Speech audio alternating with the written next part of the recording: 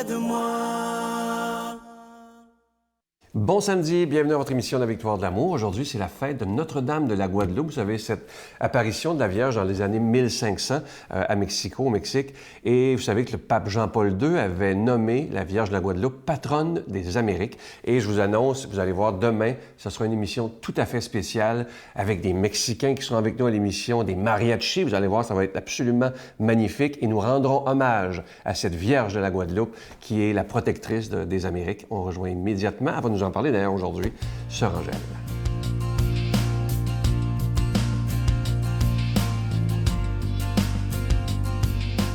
Mais bonjour! Alors, je souhaite à tous nos Mexicains, qui en a beaucoup au Québec, je lui dis la grande dévotion que nous avons à Notre-Dame de Guadeloupe. C'est une Vierge qui a fait sa marque. C'est une Vierge qui est une grande dévotion. Et quand les gens ont quelque chose à demander à Marie, ils se rendent à l'église, à la cathédrale. Et c'est pas n'importe où. Je vais vous dire, c'est lui qui a été l'auteur de la réalisation de cette basilique. C'est nul autre que Juan Diego. Et je vais vous lire un peu l'histoire de cette magnifique Madone du Mexique. On vous a donné une petite apparition ici, mais si un jour vous avez la chance, allez-y. Moi, je suis allée.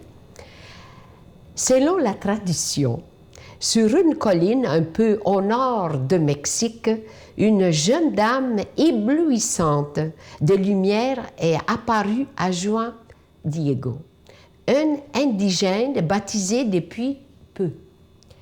Elle se révèle à lui comme la Vierge Marie et le charge de demander à l'évêque de faire construire une église sur le lieu de l'apparition.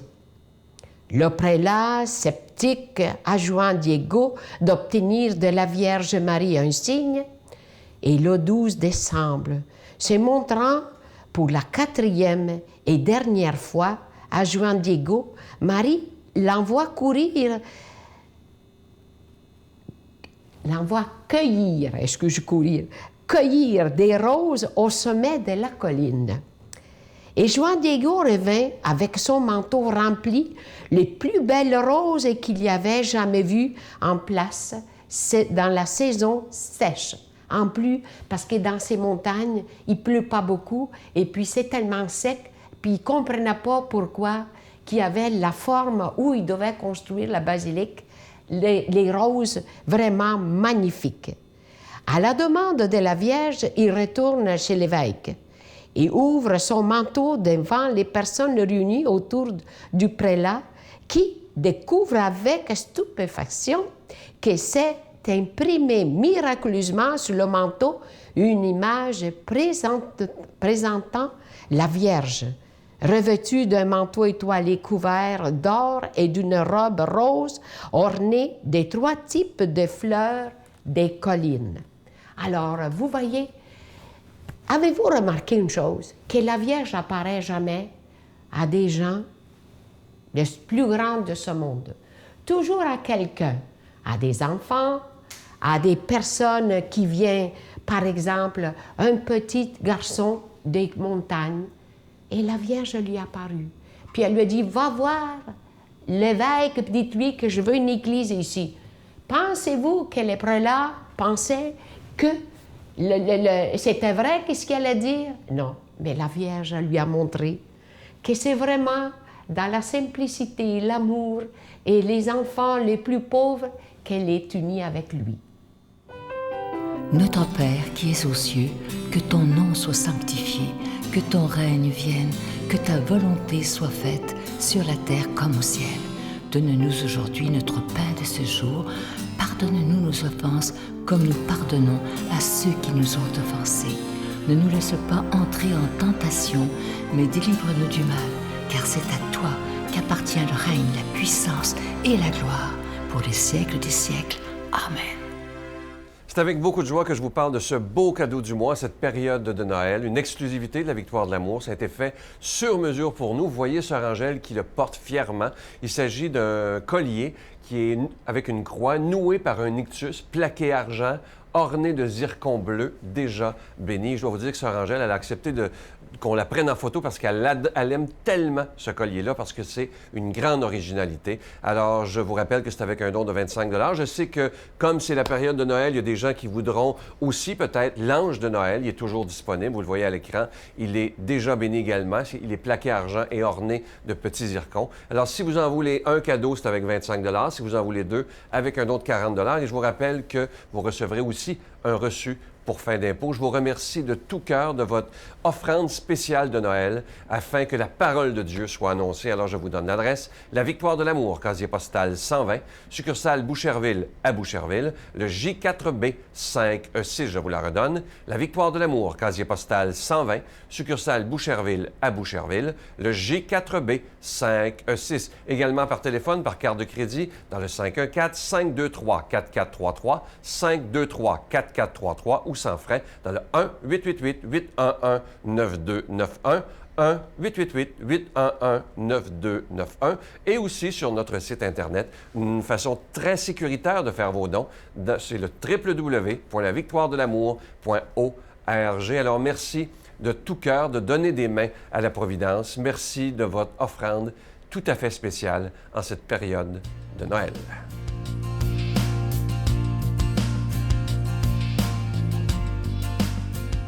Mon Dieu, donnez-moi la sérénité d'accepter les choses que je ne peux changer, le courage de changer les choses que je peux et la sagesse d'en connaître la différence. Amen. Aujourd'hui, la parole de Dieu sera proclamée par quelqu'un qui est avec nous depuis des années. Je le remercie beaucoup d'ailleurs, l'abbé Daniel Gilbert.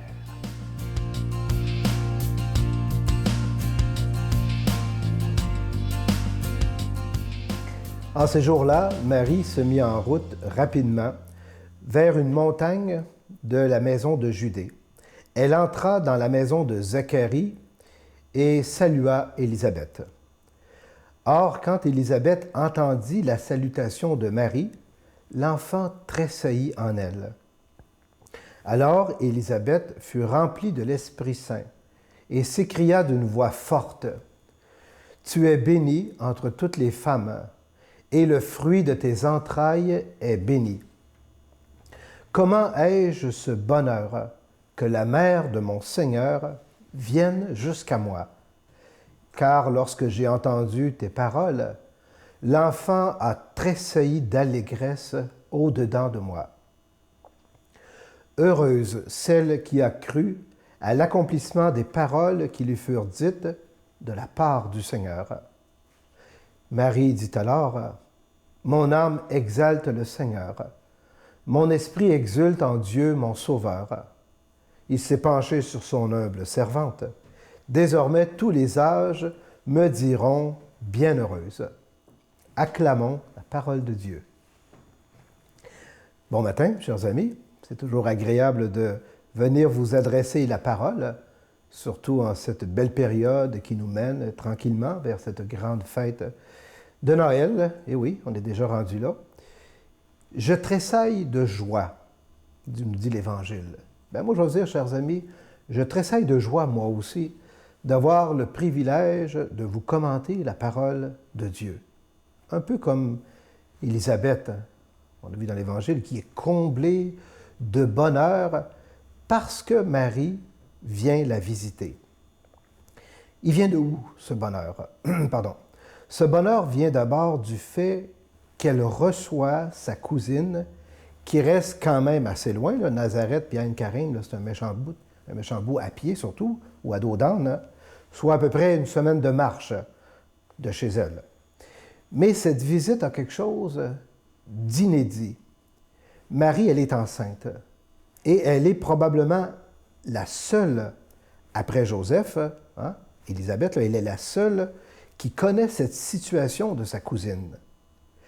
Mais remarquez qu'Élisabeth ne la prend pas en pitié, hein, puis elle n'essaie pas de cacher quelque chose. Hein. Elle reconnaît tout de suite le projet de Dieu qui est en œuvre en elle. Voilà ce qui fait qu'elle tressaille d'allégresse. La rencontre de ces deux femmes qui font l'expérience d'une intervention de Dieu dans leur vie.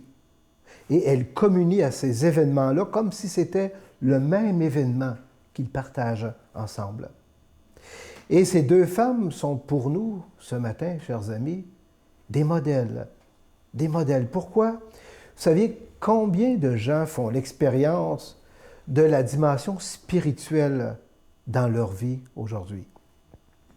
Des expériences qui les transforment et qui les amènent à partager ce bonheur avec d'autres personnes qui en font aussi l'expérience.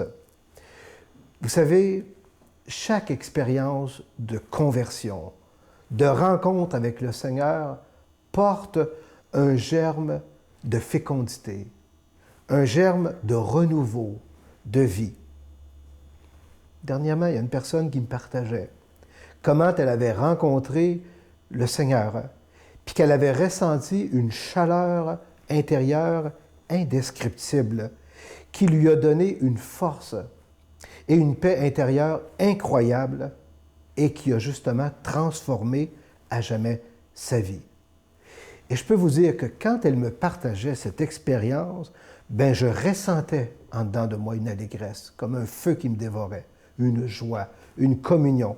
Ben c'est ce genre d'expérience-là qu'Élisabeth et Marie ont vécu, puis qui a transformé leur vie à jamais. Et justement, le temps de Noël qui approche, pour plusieurs, ça va être un temps de rencontre, où on va se déplacer pour aller, des fois, assez loin, rencontrer de la famille, rencontrer nos proches qu'on n'a pas vus depuis longtemps. Eh bien, voyez, juste le fait de se rencontrer, là, juste le fait de mettre en commun nos expériences qu'on a vécues depuis un certain temps, eh bien ça met de la joie. Ça met de la joie dans le cœur. Et ça nous amène aussi à des échanges profonds, des échanges agréables qui sont dans l'ordre du mystère, mais qui sont aussi dans l'ordre de la présence du Seigneur qui habite ces partages-là, qui habite ces rencontres-là.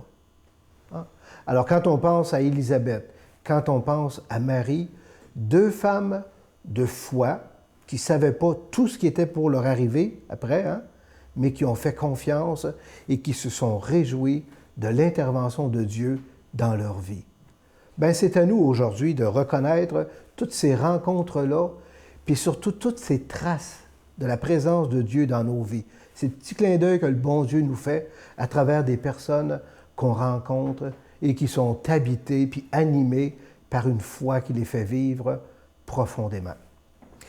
Eh bien, pourquoi ne pas vivre ce temps de rencontre durant le temps de Noël en s'inspirant de ces deux femmes, puis en laissant en nous cette joie-là, cette allégresse-là s'exprimer librement dans ces rencontres de partage et de paix.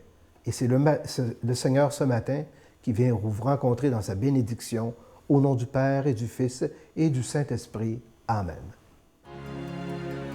Je vous salue Marie, pleine de grâce. Le Seigneur est avec vous. Vous êtes bénie entre toutes les femmes, et Jésus, le fruit de vos entrailles, est béni. Sainte Marie, Mère de Dieu, priez pour nous pauvres pécheurs, maintenant et à l'heure de notre mort. Amen. Ne manquez pas l'émission demain, une émission où on rend hommage à la Vierge de la Guadeloupe avec, entre autres, une jeune famille mexicaine et aussi des mariachis. Vous allez voir, on va se penser au Mexique l'espace d'un dimanche. Ça va nous réchauffer le cœur. Je vous souhaite une belle journée. Je vous attends avec beaucoup de joie demain.